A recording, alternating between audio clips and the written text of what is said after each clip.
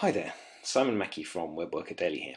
Today I'm going to show you SimplyGTD, which is a very basic, easy to use task management or to-do list app, perhaps a bit similar to Google Tasks. So let's check it out. So here you can see that I've gone to the SimplyGTD site, so that's at simplygtd.com.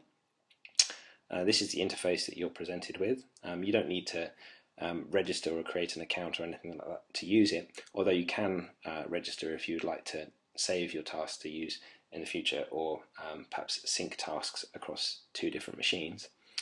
So you can see I've got two task lists I can add tasks to today, so that's things I need to get done today, or someday, which is obviously things that I would like to do in the future. So you can see I've got my task list here. To add another task, let's say buy pencils, just hit return, it gets added to the list like that. I can strike items off the list just by checking the box. One of the things I don't particularly like about SimplyGTD is the way that it moves struck items down to the bottom of the list. I can also uncheck items just as easily. Very simple, straightforward, easy to use. One of the nice things about SimplyGTD is the print functionality. If I click on the print button here, you'll see, hopefully, click on preview, I've got a nicely formatted to-do list, which I can then use to print out and maybe stick on my refrigerator or something like that. So if you're looking for an app that creates nicely generated printable to-do lists, it might be worth checking SimplyGTD out.